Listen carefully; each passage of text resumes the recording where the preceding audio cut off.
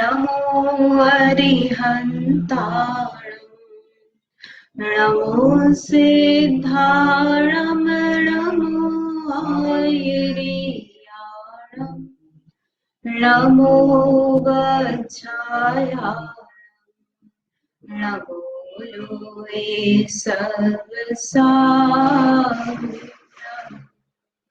मोक्षमार्गस्य नेतारं भेत्तारं कर्मभूभृतां ज्ञातारं विश्वतत्त्वानां वन्दे तद्गुणलम्। तत्वार सूत्र का चौथा अध्याय चल रहा है। इस चौथे अध्याय में ऊर्ध्वलोक के बारे में समझ रहे हैं, जिसमें ज्योतिषी देवों के बारे में वर्णन चल रहा था। ज्योतिषी देव कितने प्रकार के बताएं? कौन कौन से? बराबर, सूर्य, चंद्रमा, ग्रह, नक्षत्र और तारे। इसमें सूर्य और चंद्रमा जो है, तो उसमें से सूर्य जो है वो क्या है? प्रतिंद्र है, और चंद्रमा इंद्र है। और इनके विमान कैसे होते हैं? अर्ध गोलाकार होते हैं। दोनों की ही विमान कैसे हैं? बराबर बराबर है, और किरणें भी बराबर है ना। देवों की जो अभियोगी जाति के देव जो है, उनकी संख्या भी बराबर है। कितने होते हैं? तो 4-4 हजार हर एक दिशा में होते हैं। ऐसे करके टोटल 16,000। और किरणें कितनी निकलती है? तो 12-12 हजार किरणें निकलती है। और फिर 2.5 द्वीप में कितने सूर्य चंद्रमा है? तो जम्बू द्वीप में 2 सूर्य 2 चंद्रमा। फिर लवण समुद्र में 4 सूर्य और 4 चंद्रमा। फिर लवण समुद्र के बाद क्या आता है? धातकी खंड। धातकी खंड में कितने हैं? 12। फिर 12 सूर्य 12 चंद्रमा, उसके बाद में 42 के बाद में 72 है। इस तरह से इसमें एक निश्चित रूप से नहीं बोल सकते कि जैसे कोई सीरीज है तो जैसे 2 का 4, 4 का 8, इस टाइप से नहीं है। तो लेकिन फिर भी इंक्रीजिंग ऑर्डर में है। उसके बाद में जो है इनकी विधियां बताई थी सबकी अलग अलग, कि ये जो 2.5 द्वीप में सूर्य चंद्रमा है, ये सब क्या है? रोटेट करते हैं। तो ये रोटेट करते हैं तो कैसे रोटेट करते हैं? सुमेरु पर्वत के चारों ओर रोटेट करते हैं। मैंने सारे ही जितने भी, जैसे अपन 42, 72 ये सब संख्या ले रहे, तो सब किसके चक्कर लगाते हैं? सुमेरु पर्वत के। और उसमें उसके कारण से दिन रात का भेद होता है, और सबकी अलग अलग गति बताई है। तो यहाँ पर जो बताई है सिर्फ ये जम्बू द्वीप वाले जो है उनकी बताई है, यानी जैसे 184 विधियां बताई है सूर्य की, तो ये किसके लिए बताई है? जो जम्बू द्वीप में है, 2 सूर्य 2 चंद्रमा। ऐसे ही जो 15 गली बताई है, तो ये किसकी बताई है? जम्बू द्वीप। और फिर क्या किन किन की विधि अलग अलग नहीं है? तो नक्षत्र तारे इनका एक ही पथ होता है, इनकी डिफरेंट विधियां नहीं होती, उसी में ये रोटेट करते रहते। कांस्टेंट सर्कल जैसा हो गया पाथ जो हो गया। और इनका कैसा हो गया? अंदर से बाहर, बाहर से अंदर जाते हैं। फिर इसमें इनका एरिया बताया था कि ये कितना कितना कवर करते हैं, जम्बू द्वीप में कितना है और लवण समुद्र में कितना है। तो पहले तो ये बताया कि कितना कवर करते हैं, 2 सूर्य 2 चंद्रमा है, तो जो सूर्य है ऐसे क्रॉसिंग में होंगे अपोजिट डायरेक्शन में, और जो आधा सर्कल है उसको क्रॉस करने में 1 दिन लगता है। तो पूरा सर्कल क्रॉस करने में कितना लग जाएगा? 2 दिन लगेगा। तो जो सूर्य चंद्रमा हमको डेली दिखते हैं वो सेम नहीं होते, अल्टरनेट होते हैं। बराबर। फिर जो 184 गली सूर्य की बताई है, तो उनमें से जम्बू द्वीप में 180 योजन और इसमें 330 योजन है लवण समुद्र में, तो टोटल हो जाती है 510। तो 510 में 184 गली बनती है, उसमें अंदर से बाहर और बाहर से अंदर आता है। तो जब अंदर घूमता है सूर्य तब बहुत स्लो घूमता है, जिससे दिन बड़ा और रात छोटी होती है। और जैसे जैसे वो आगे जाता जाता है तो उसकी सर्कल बड़ा होता जाता है, वीथी बड़ी होती जाती है, तो जिसके कारण से उसको रोटेशन का जो टाइम है उसको वो फास्ट करना पड़ता है। तो अंदर हाथी की तरह उसकी गति है, मध्य में घोड़े की तरह, और बाहर सिंह की तरह होती है ना। तो बाहर जाता है तो वो भी तब भी 1 दिन में आधा सर्कल करेगा। लेकिन इसकी स्पीड जो है वो बढ़ जाएगी। और तब बाहर जाता है, तब क्या होता है कि वो सूर्य जम्बूद्वीप से बाहर लवण समुद्र में चला जाता है ना, तो हमसे दूर जाने के कारण से उसका जो ताप है वो कम होता है, तो ठंड होती है। और दिन भी छोटा होता है क्योंकि वो फास्ट घूम रहा है, तो दिन छोटा और रात बड़ी होती है। तो इस तरह से दिन रात का भेद और मौसम का भेद और दिन रात छोटे बड़े जो होते हैं, इनको व्यवहार काल, निश्चय काल कालाणु कहा जाता है। जो लोक का अपन नक्शा बनाते हैं तो उसमें रत्न राशि जैसे एक एक एक मोती या रत्न रख दो, हीरे रखते ना, तो वो एक दूसरे से भिन्न भिन्न होते हैं और जितनी स्पेस घेरते हैं उतनी घेरते ही है। जैसे हर एक प्रदेश पर एक कालाणु है, तो उस कालाणु जो फिजिकल द्रव्य हो गया उसको कहा निश्चय काल, यानी एक्चुअल काल द्रव्य तो वो है। और ये जो है ये क्या समय हो गया, ये पर्याय हो गई। तो ये पर्याय जो है जो समय का विभाजन करने में निमित्त होती है, इसको अपन व्यवहार काल कहते हैं। यानी कि 1 साल बड़ा हो गया बच्चा, तो वास्तव में तो क्या हुआ, उसकी पर्याय हुई है इतने समय की, तो उसको हम क्या कहते हैं, व्यवहार काल। उसको उसको डिनोट कर रहे हैं जिससे हम उसे कहा। तो ये व्यवहार काल के हेतु कौन हो गए, ज्योतिषी देव। ज्योतिषी देव है ना, ज्योतिषी देव के विमान बेसिकली। अब इसके बाद में ये गति रेखी दी है तो बता दिया है ना, हाथी के समान, घोड़े और सिंह के समान है। और सब श्रावण में सबसे अंदर में और माघ में सबसे बाहर में रहता है।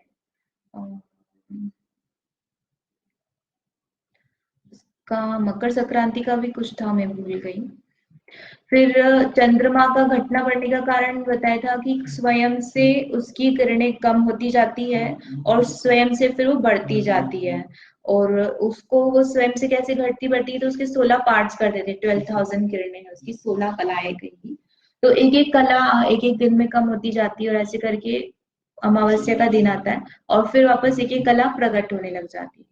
और अन्य आचार्य के अनुसार एक मत ये है कि जो राहु है वो चंद्रमा के नीचे आता आता आता जाता है, तो वो उसको कवर कर लेता है। तो जब पूरा कवर कर लेता है तो अमावस्या हो जाती है, और जब थोड़ा थोड़ा वापस उसको हटाने लगता है, पूरा दिखने लग जाता है, तो पूर्णिमा आ जाती है।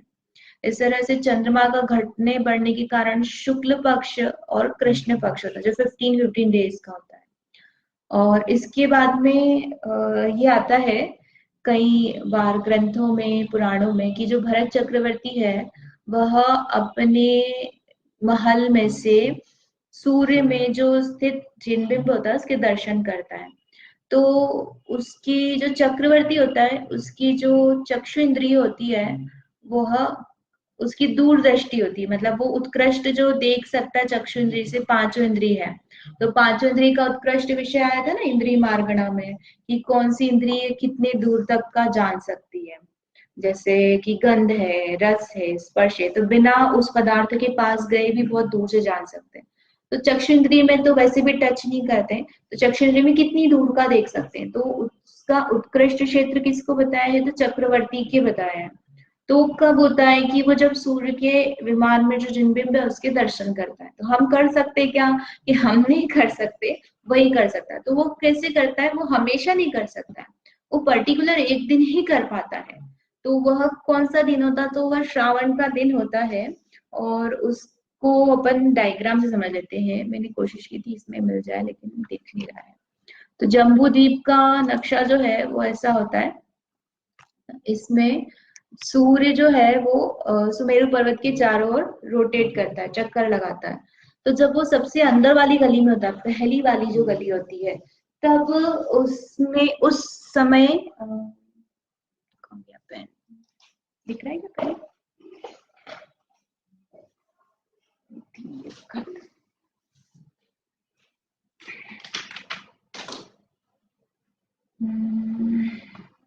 जो भरत चक्रवर्ती वो कहाँ पे होगा, आर्यखंड में होगा, है ना, यहाँ पर होगा।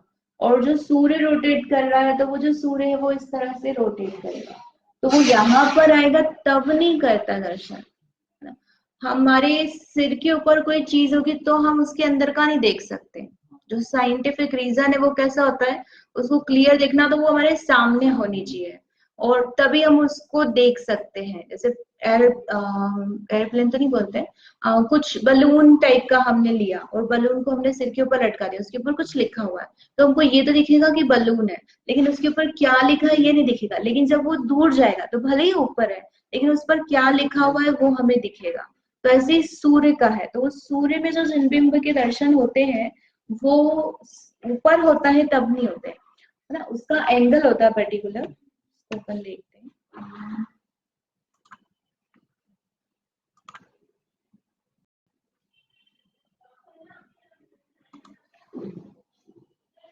जैसे ये सुमेरु पर्वत बना, ठीक है, और यहाँ पर हमने उसमें पूरा जम्बू द्वीप, और जम्बू द्वीप में 6 पर्वत है, महापर्वत बोलते हैं ना अपन।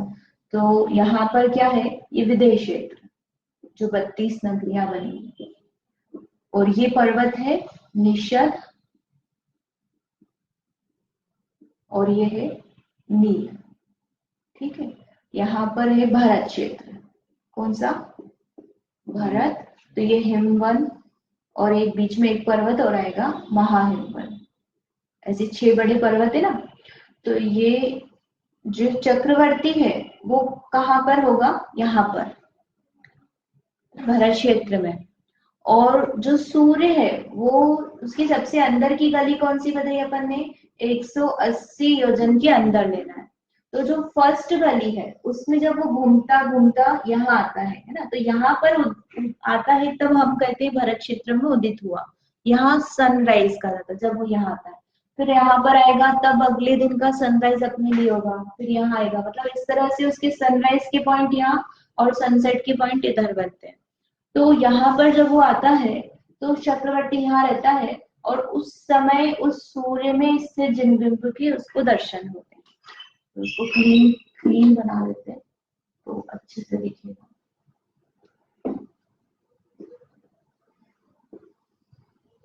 यहाँ से उसको, यहाँ पे जो सूर्य है उसमें स्थित प्रतिमा के दर्शन होते हैं, यानी यहाँ पर सूर्य है तब नहीं होंगे, तो अब तो वो ऊपर ही हो गया ना, उसके अंदर कैसे देखेगा चक्रवर्ती। यहाँ पर उसका जो आईज के साथ में एंगल बनना चाहिए प्रॉपर में, कि ऐसे करके जो मिनिमम हो जाती है उसकी चक्षु इंद्रिय का विषय उत्कृष्ट हो जाता है, और उसको दिख भी जाता है। जैसे यहाँ से वो थोड़ा भी आगे आएगा तो उसको ऊपर हो जाएगा, उसको दिखेगा नहीं, और यहाँ जैसे उसका जो एंगल है वो सेट होता है यहाँ पे, तो उसमें से जन्म प्रतिमा के दर्शन होते हैं, जन्म बिंब में स्थित। अभिषेक तो क्या मतलब, जैसे अपने यहाँ पर लेडीजें करती ना, जैसे पुरुष अभिषेक करें तो लेडीजें भी मतलब जो महिलाएं होती वैसे हाथ कर देती कि हम भी अभिषेक कर रहे हैं। देखा है कि नहीं आपने, नहीं देखा है। मैं यहाँ पे जैसे मंदिर में अभिषेक करते हैं ना सुबह जेंट्स लोग, तो वो लोग ऐसे कलश करते हैं, तो महिलाएं भी क्या करती हैं, वो ऐसे करती हैं, ऐसी एक्शंस करती हैं कि हम नहीं कर पा रहे तो हम हाथ से अपने मतलब भाव से कर रहे हैं, तो वो एक्शन करते हैं ऐसे। तो वो ऐसा हो सकता है, लेकिन वो करता नहीं, कैसे करेगा ना, वो तो दूर है, पॉसिबल ही नहीं है उसके लिए। तो चक्रवर्ती को भगवान की प्रतिमा के दर्शन होते हैं, इसलिए वो दर्शन करता है, सूर्य नमस्कार करता है। वो एक्चुअल में सूर्य देव को नमस्कार नहीं कर रहा है, तो उसको चक्रवर्ती को देख करके हम लोक में क्या परंपरा हो गई है कि सूर्य को नमस्कार चक्रवर्ती करता था तो हमें भी करना चाहिए, हम भी करना चाहिए। तो वह तो जिन प्रतिमा को नमस्कार करता है ना, उसको दिखती है प्रतिमा उसमें, और हमको दिखती नहीं है, तो हम किसको नमस्कार करते हैं, हम सूर्य को करते हैं। तो ऐसे तो फिर बहुत सारी जगह जिन मंदिर है, बहुत सारी जगह सब, जैसे अपन ने जम्बू वृक्ष में बताया कि जम्बू वृक्ष में भी मंदिर है, पद्म कमल जो है उसमें भी मंदिर है, तो आप सब जगह सब वृक्ष पौधे सबको नमस्कार कर लो। तो वो तो आप सूर्य को नमस्कार कर रहे हो तो वो तो रूढ़ी से नमस्कार हो गया। यदि आपको जिन प्रतिमा दिख रही है तो ठीक है, लेकिन हमें तो दिखती नहीं है, तो वही परंपरा फिर हिंदू में प्रचलित हो गई है कि सूर्य नमस्कार करना चाहिए, सूर्य में भगवान है। तो भगवान कौन से हैं कि अकृत्रिम चैतन्य है ना। तो चक्रवर्ती जो करता है उसको तो प्रतिमा दिखती है, और वो भी रोज नहीं दिखती है, पर्टिकुलर एक ही दिन दिखती है, उसके बाद से तो क्या हो जाता है, इसकी आंखों से आगे उसकी जो दृष्टि, जो उत्कृष्ट अपन क्षेत्र बता रहे हैं उससे ज्यादा हो जाता है, तो वो नहीं देख पाता। इसी दिन श्रावण मास के अंदर जो फर्स्ट सर्कल होता है उसका सूर्य का, पहला सबसे अभ्यंतर वीति में, तब भी वह पर्टिकुलर निशद पर्वत पर जब वो उदित होता है तभी दिखता है। ऐसा है हमेशा हर जगह, जैसे यहाँ आ जाएगा तो नहीं दिखेगा, यहाँ आ जाएगा तो नहीं, ऐसे नहीं दिखेगा उसको। यहाँ पर इधर से जाएगा तो उल्टा हो गया, तो यहाँ आता है तब वो भगवान का जैसे भी वो एंगल रहता है मंदिर का, तो उसको प्रतिमा के दर्शन। इस तरह से चक्रवर्ती जो है वो सूर्य में स्थित जिन प्रतिमा के दर्शन करे, और हर रोज नहीं कर सकता है। ठीक है, अब ये हो गया।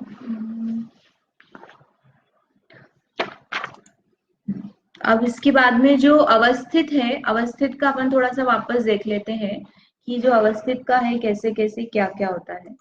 तो ढाई द्वीप तक अपन ने कितना कहा, 72 होते हैं लास्ट वाले ना, इसको डायग्राम में देख लेते हैं।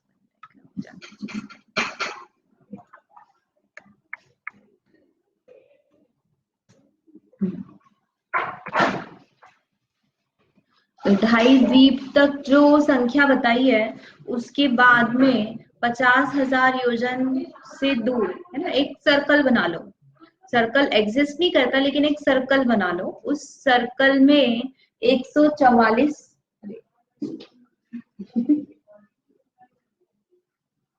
144 चंद्रमा और 144 सूर्य है। तो ये कैसे है, अवस्थित है। अवस्थित है मतलब ये घूमेंगे नहीं। अच्छा, इनकी रोशनी से वहां के रहने वाले जीवों को कुछ फर्क पड़ेगा क्या? मतलब जैसे अपने दिन रात का भेद होता है, उनके होगा क्या? उनके नहीं होगा। क्यों नहीं होगा? क्योंकि यहाँ पर भोग भूमिया है।